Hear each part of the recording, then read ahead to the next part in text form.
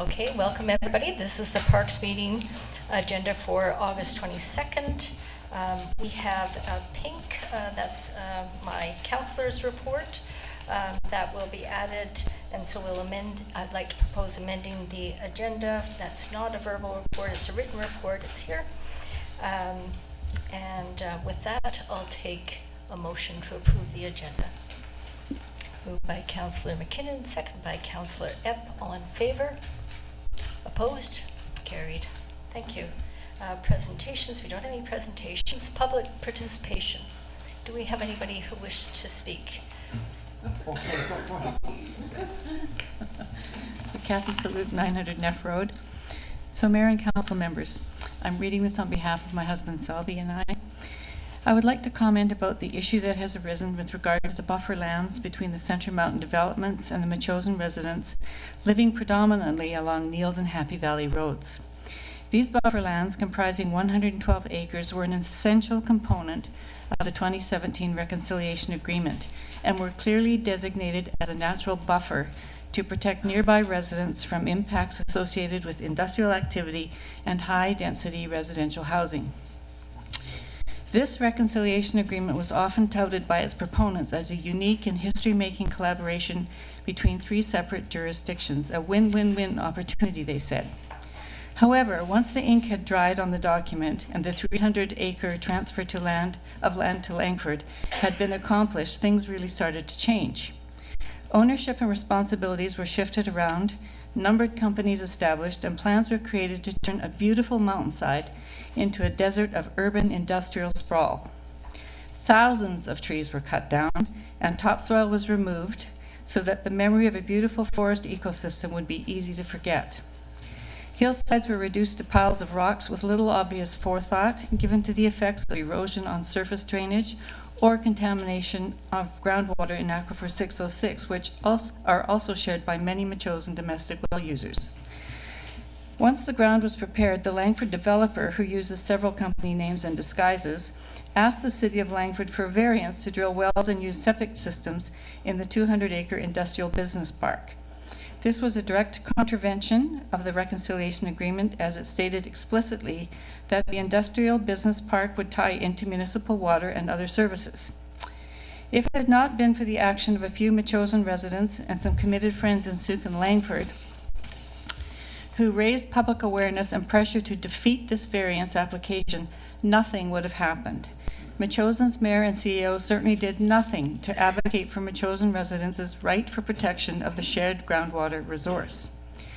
Next, the developer demanded that they should be compensated by allowing the resizing of residential building lots from half-acre to quarter-acre, a doubling of the number of building lots and a doubling of the number of families, the volume of traffic, and of recreational demands. No pushback from our mayor or CAO. They obviously thought it was okay to double the impacts on neighboring Metchosin residents. And then the developer believes that they have a right to use the buffer lands as their own dedicated park space to fulfill their subdivision obligations to the City of Langford. And our mayor and CAO agree. They even go as far as contacting the CRD to facilitate such a transaction and offer it for sale at a very reasonable bargain basement price. So what the heck is going on here? Not only have the mayor and the CAO acted unilaterally and independently without council authorization, they have shamefully waited for the citizens of Metchosin to stand up and defend what is rightfully theirs. They have not represented the residents of Metchosin and seemingly have been very eager to placate the developer's every wish without due consideration for any negative impacts to our community. So, what to do with the buffer lands? They should be preserved as a natural landscape that has its own intrinsic value. As much as possible, these 112 acres should be left intact to protect its unique biodiversity, the surface and groundwater relationships, and the precious connections to all life. This is what was promised in the Reconciliation Agreement, and that's what Metchosin residents actually voted for. So leave it alone and let it be.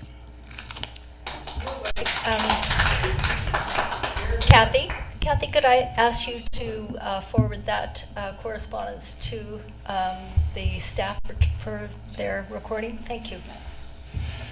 Stephen Sawyer, 1498 Neald Road. This was the issue that that brought me here to the council tonight. Was when I filled out my survey. I returned it promptly, and I'd just like to address some of the questions. When we bought at the top of Neald Road, we were the end of the Neald Road in 1998. Since moving to this rural community, we've had Russ Crawford punch through an extra kilometer of road. And we've had constant development and constant trucks and all the heavy equipment, et cetera, that is associated with all of that kind of stuff.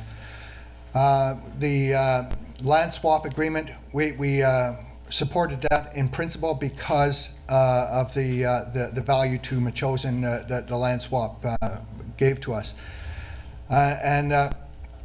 One of the things that we would like to see with these buffer zones is to keep it as green space. We do not want to see a park. We don't want to see groomed trails. We don't want to see the things that parks have. They have parking lots. They have washrooms. They have groomed trails. They have maintenance. They have all this kind of stuff. We're not interested in that. We would like to see that natural intrinsic green space, as was just mentioned.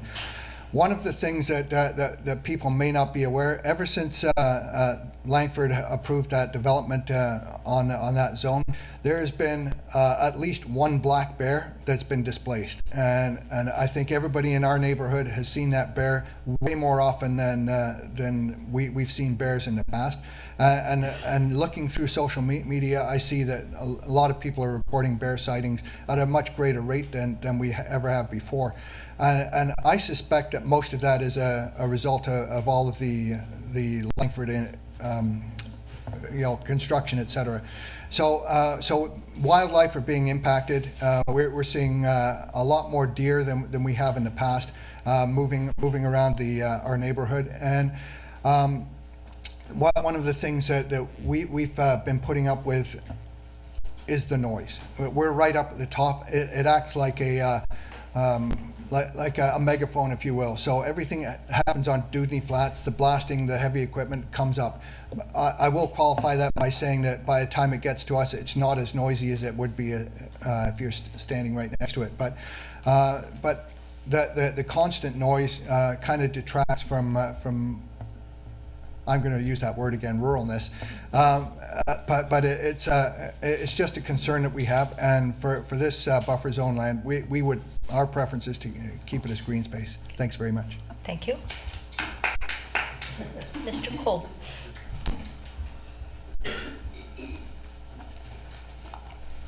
Tom Cole, 3960 Hibbert Lane. Proposal, leave it the way it is. Leave the trees there. Leave it there. There's a family of cougars that live in there. I don't know whether you people have walked in there or not, but I have. Anyway, when it comes to the black bear comes to visit my home every spring.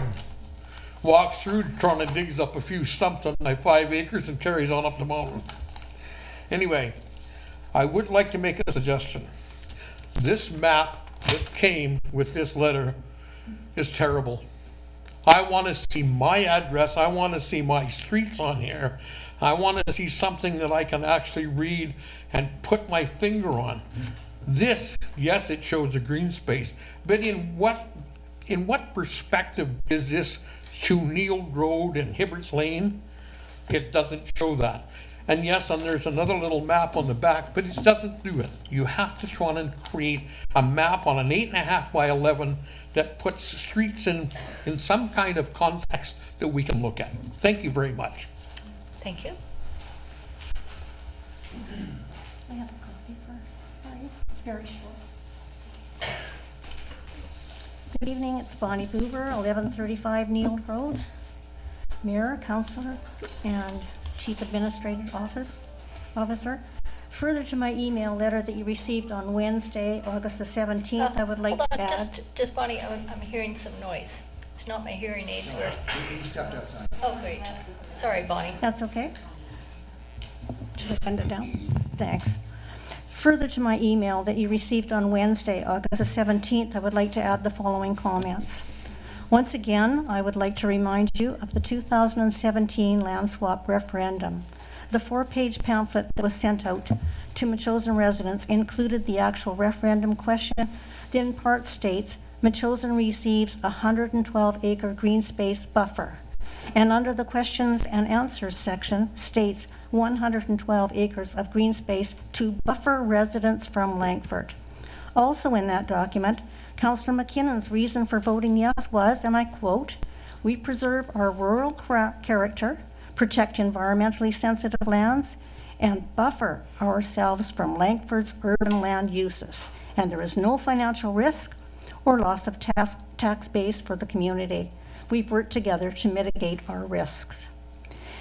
Finally, in summary, this survey that was sent out is and should be a very important document to the adjoining residents only. The others had their say when 76% of Metchosinites cast their ballot on the referendum. They spoke and you heard them. End of story. Thank you, and I'll be sending in my survey. Thank you. Do you have anybody else that would like to speak at public participation for the Parks meeting? You state your name and address, Certainly. please. Leonore Davidson, 900 Speyside Lane, in Metchosin, even though it's a soup postal. I understand you've sent out a survey to all the residents of Metchosin. Is that what these people are talking about? Is that correct, about the buffer? There was a survey that was sent out. It was dated April. It was sent out within the last 2 weeks, I believe. I live in Metchosin, and so do all my neighbors, So this was... and we have never received anything. This was back in April, an email. This public consultation process was started back in February. I had proposed a public engagement process. The CAO had sent out emails to all of mayor and council regarding where we'd be like the survey of future the future of the buffer lands to go. I responded with that I wanted to see the survey and some questions, comments, information sent out to all of the neighbors along Billston Creek, to Dallimore and the area behind, up Mill Road and along Happy Valley.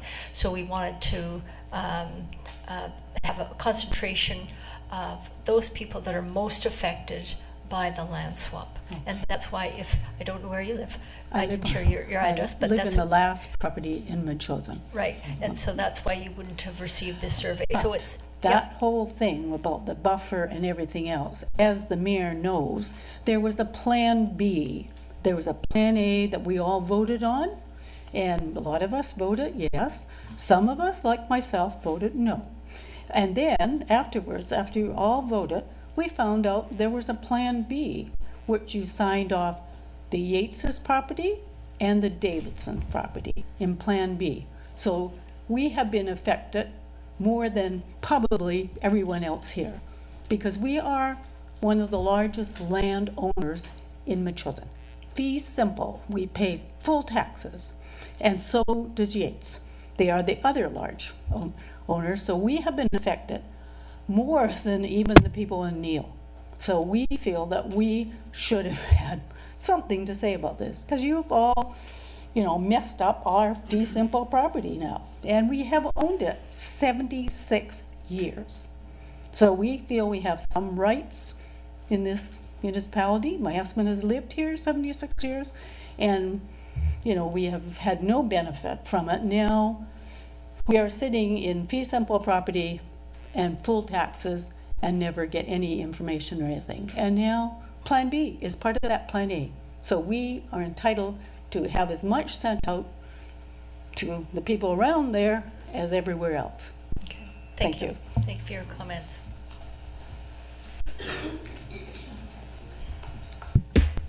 Jay Shukin, 5340 Lebon Road, and again, speaking as APRM Pres. I understand that the survey letters went out to the Neil Road residents and area, unfortunately with the wrong date. I have to say, as a start to the public engagement process, and I believe that that is a good and just and fair thing to do, in terms of starting with the residents who are immediately impacted. What was interesting in the letter is there seemed to be an indication of more work that would be done in terms of hearing public input. And so I would assume that the broader community will get a chance to speak at that point. But again, I think it is important that those local residents, those who are impacted by the development and the cutting and the blasting that has happened to date, are heard first. To Stephen's point and to Tom's point, I am sympathetic with the idea of leaving it alone. Unfortunately, there are 280 homes being built adjacent to the buffer land. And so something has to change. There has to be a deeper plan in terms of protecting the buffer land and protecting area residents. So that needs to be part of the broader conversation. So thank you very much. Okay, thank you.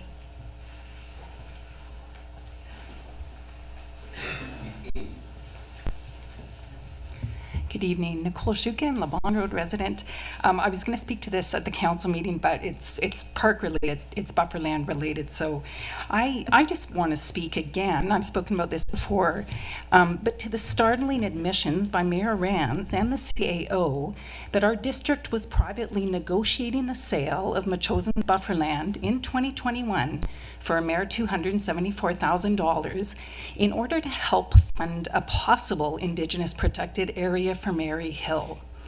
So in a statement posted by the CAO this past July on the district's website, she admits that the sale of the buffer was being explored, quote, as part of a potential contribution to a future Mary Hill IPA outcome. Now, exploring a potential IPA for Mary Hill is a worthy initiative, but selling the buffer land for only 20% of its book value to ostensibly fund this project, and trying to do so more than a year before our district signed a standstill agreement involving exploration of funding concepts for Mary Hill, this raises many serious questions. And one question is this: why would a tangible community asset be sold for peanuts to fund a speculative project? The IPA for Mary Hill may work out, but it may not. Based on our district's sales agreement with the CRD, which can be found on the Friends of the Metchosin Bufferland website, the sale of the buffer wasn't being made conditional on any actual realization of an IPA for Mary Hill. Our district was poised to sell the buffer land without any guarantee of a potential IPA achieving success. And remember, the buffer is the only land that Metchosin has received to date from the 2017 land swap. I wonder if this situation sounds familiar to people, and I think it does, because I'm hearing other voices in the room. Do others hear echoes of the historic land swap brokered in 2017 and formalized in the reconciliation agreement? Mayor Rands, Councillor McKinnon, and Councillor Kahakawila, in 2017, you encouraged Metchosin residents to give up something tangible, a whopping 350 acres of land to Langford, in exchange for Crown lands that may or may not ever come to us, depending on the results of Chianu's treaty process. So with Mary Hill emerging as a priority with the standstill agreement, is Council carefully considering possible repercussions for Metchosin and its interests in fulfilling the terms of the land swap? As you know, under the terms of the reconciliation agreement, Metchosin is to receive sections 95, 28, and 25 when the treaty process is completed, but only if those are the settlement lands that Chianu receives in the end. And there are a lot of ifs in the reconciliation agreement.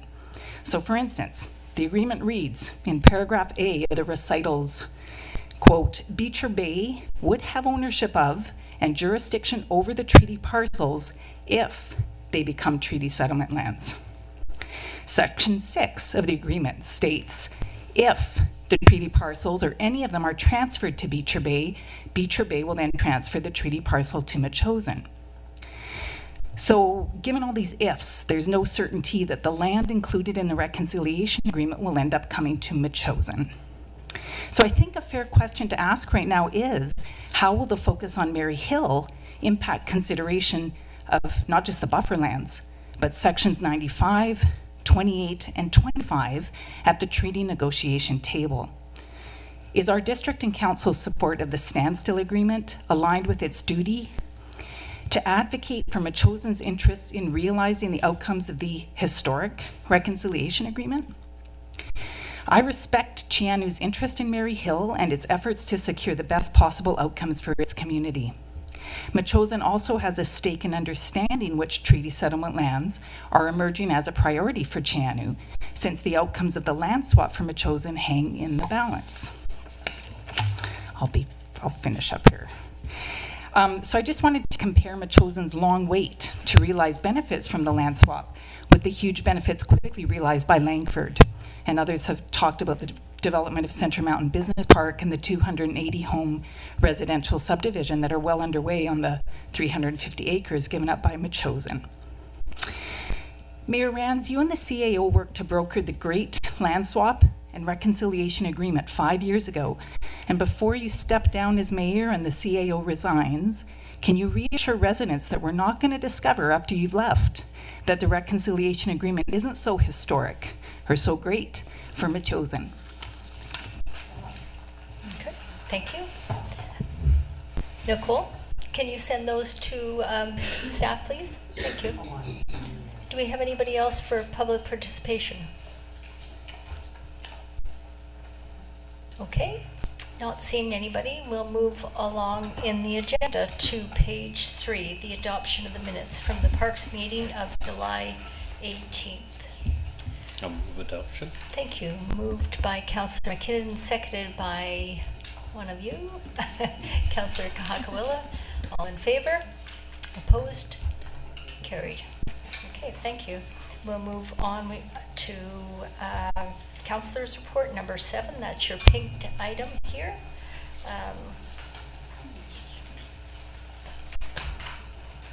Okay. This is my Councillor's report for the 22nd of August, the Metchosin Museum Society. So I attended the Metchosin Museum Society meeting last Thursday night. We discussed the motion that was on the table at our last meeting, providing a plaque to recognize the past, present, and future volunteers of the Metchosin Museum Society.